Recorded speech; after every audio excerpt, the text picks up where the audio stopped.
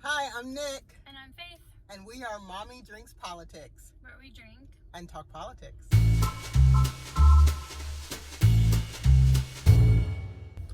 Okay, guys, today we are talking about the Joker movie. So if you haven't seen it, please pause the video, go watch it before you listen to us talk, because major spoilers. I thought it was an amazing movie. Faith, not so much, but okay, tell me, Faith, what do you think about the movie? I thought it was super boring, first of all. It was very slow.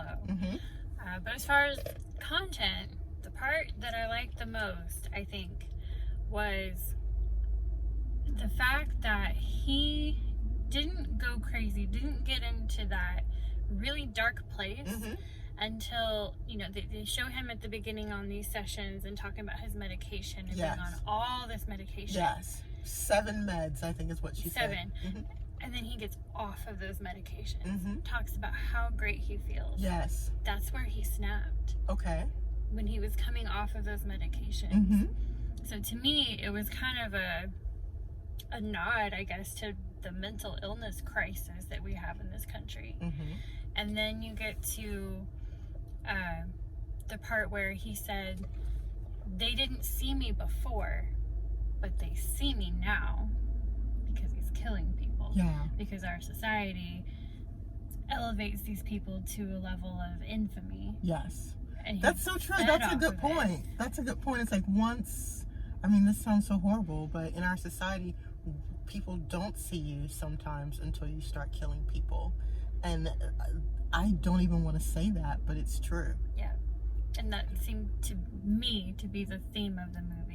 He wasn't like the classic Joker where he was a mastermind. No, he wasn't. He was a mentally disturbed individual who was treated badly by other people, who had life happen to him, and then he snapped. I thought it was a really interesting commentary on capitalism and just the fact that capitalism allows for, just a couple of haves to live just amazingly well, and for everyone else to be a have-not, and for all these people to really be struggling simply because there's this person that has incredible wealth. And I also thought that it was a commentary on how that system ultimately cannibalizes itself, because Thomas Wayne's son suffers from the system that Thomas Wayne built. Because at the end, when Thomas Wayne and his wife are murdered, it almost felt like it was their wealth and it was their power and it was the capitalistic system that left all of these people downtrodden that murdered them. And so for me, it was an interesting commentary on how sometimes capitalism feeds on itself.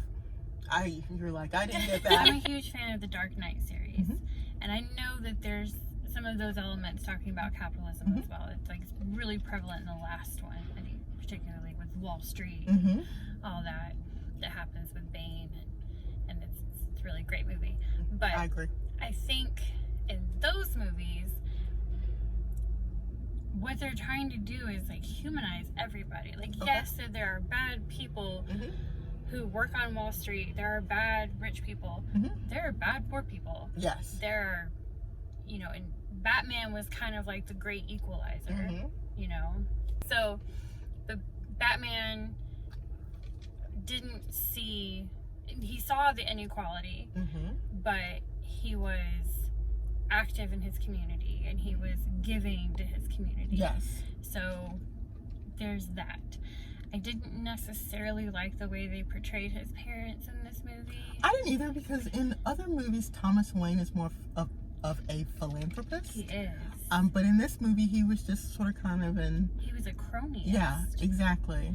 And to me, I think there's a huge difference between capitalism and cronyism. Yes. So cronyism is when you're rich and in bed with the government. And I think capitalism is when there's free markets, no government involvement, no government handouts or subsidies to big business, and the whole country at every level of government is run by businesses. Yes, and I think that's part of one of the challenges in our society is because we love to talk about how we are capitalist, but we give all of these handouts and tax breaks to like huge businesses, and that really isn't capitalism. It's more like, you know, big business socialism. It's fascism. I mean, it is the definition of fascism. Yes. If you look at what Italy did, you know, the difference between Nazism, which is democratic socialism, and fascism over in Italy, the government was in control of the businesses. So, and that and here the businesses are in control of the government. But they're working together. Yes. You know, and that is not capitalism. Yeah. I don't No, think I totally agree. I don't think socialism works. I think capitalism works, but I think there does come a point where when you have so much government involvement in business that or so much business involvement in government that you do end up with the people who are really angry about it. Like, So tell us what you think. Did you like the Joker, and did you think it was a commentary on our society and capitalism and cronyism and or mental illness? Mental illness, exactly. Let us know what you think in the comment section.